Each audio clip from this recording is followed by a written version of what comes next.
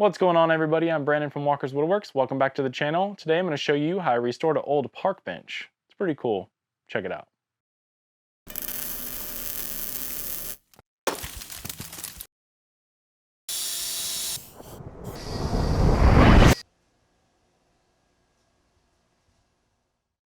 This old bench already had most of the wood taken off of it, so I just started by blowing off all the dirt I could with my air hose. Then I laid all the pieces out on my bench, and I used a wire wheel and my drill to clean off as much rust and oxidation as I could. My original plan was to use a small sandblaster to get the green off, but it turns out that it's powder coated, not painted, and it's not coming off without a fight. So I just opted to clean it up as best I could and paint over it.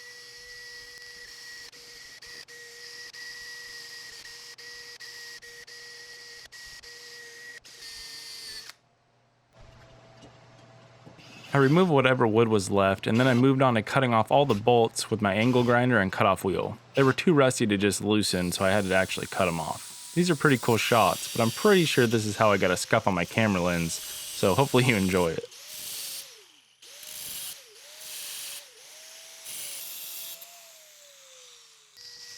This little cupped wire wheel actually worked really well for this because I could get into all those little tight spots and hard to reach places.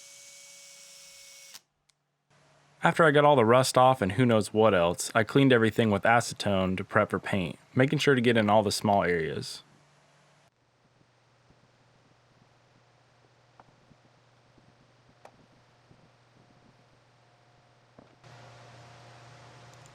So my original plan was to have clean metal after sandblasting, but clearly that didn't work out. But I still used this clean metal primer and it seemed to work out pretty good. I sprayed all the frame components with 2 coats of primer.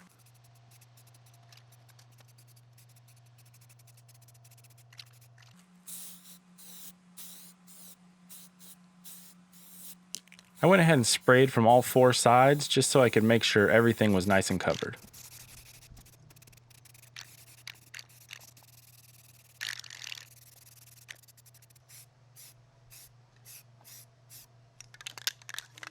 While the primer was drying, I moved on to cutting the planks for the bench. I chose redwood for this project and just used 1x3 planks. Redwood does really good outdoors, especially with good finish on it. Cedar would be another good option, although I noticed a lot of these benches were made from oak, which is probably why they're all falling apart by now. Once I had all the slats cut to length, I measured for the holes that will be drilled to attach the slats to the bench via carriage bolts. I drilled the first hole with a bit that was the size of the bolts I selected, and then used a Forstner bit after that to drill a recess for the bolt head to sit down in. Looking back though, I probably would have been smarter to drill the Forstner bit hole first, and then it would leave a little punch mark so you knew exactly where to drill the smaller hole. But it worked out.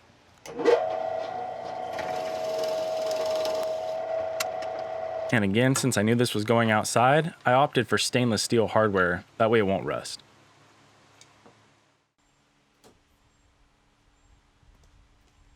Once the primer was dry, I moved on to painting the frame. I used some semi-gloss high-performance enamel. It seemed to work really well. I also love this little spray shelter. It's windy at my house a lot of the time, and this thing really saves my butt.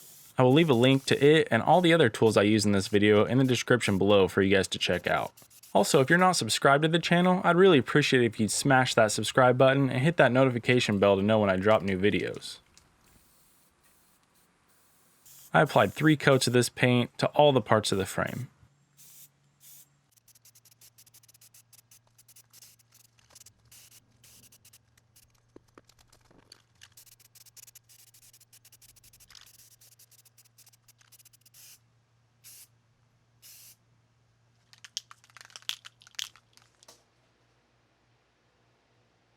Once everything was dry, I moved it all back into the shop and started determining the size I needed to cut the pieces for the backrest.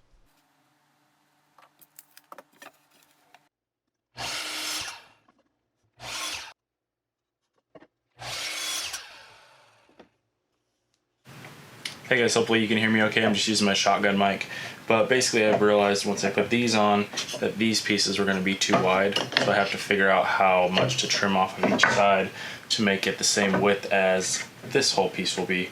So basically all I did was measure this piece, which is 48 inches, and then take away this much, which is 43 3/4, and then cut equal amounts off of each one of these to make it fit. So let's do some math. 48 take away 43 3/4. 4.25 divided by 2, 2.125, which is roughly 2 1/8. So each one of those boards is going to be 2 1/8 inches wide. So I'm going to go ahead and rip those down.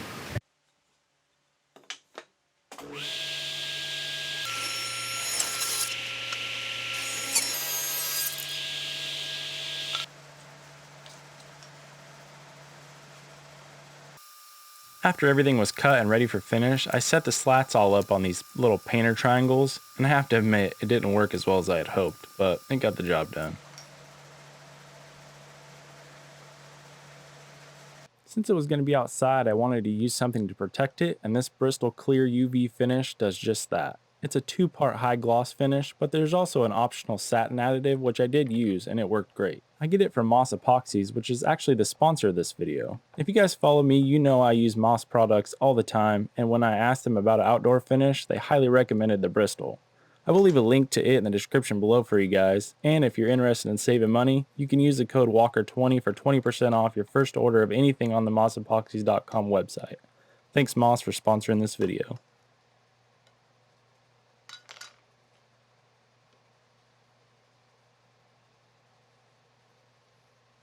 So after mixing well, basically you just mix it per directions, and then it's ready to use.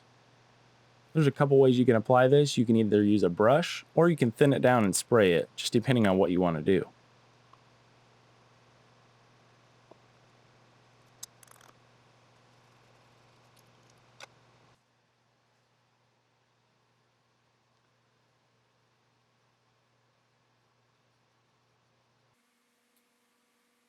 When I applied it, I used a foam brush, and it worked okay, but next time I think I'll try to either use a higher end paintbrush, or just thin it down and spray it. I will say that it covered really well and self-leveled nicely. I did a total of 3 coats, with the last coat adding the satin additive to cut the gloss down a little bit. Once the finish was dry, it was time to assemble, which proved to be a little more difficult than I thought, just because there were so many pieces to put together at the same time, and I just didn't have enough hands, but I finally got it figured out. So to attach the slats to the frame, like I said, I used stainless steel hardware, so I used carriage bolts, and then just nuts on the underside to hold everything together.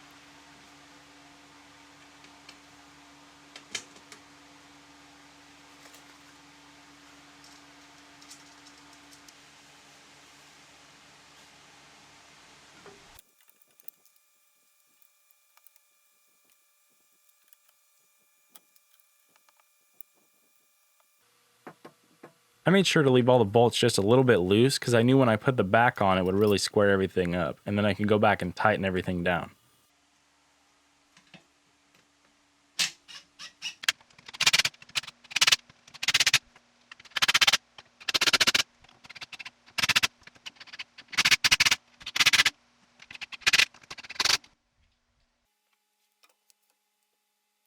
After I had all the bolts tight, I could attach the center of the back brace to the frame using stainless steel button head screws. I used clamps to hold it in place while I pre-drilled and drove in the screws just to make sure everything didn't move and it was nice and centered.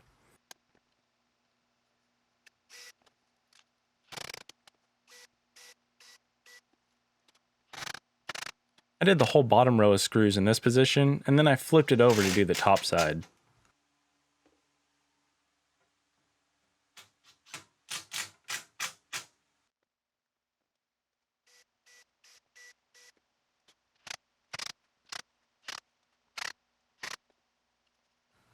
I could also attach the side pieces while I was back there.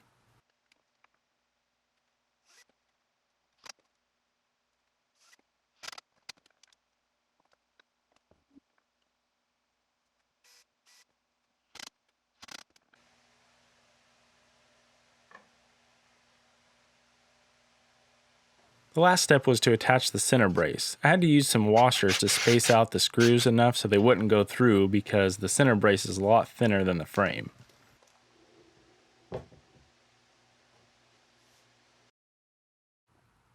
Finally, it was all finished up, restored to live another however many years. I hope you guys enjoyed the video. Let me know in the comments if you do want to see more of these restoration type videos. I appreciate you watching, and I'll see you on the next one.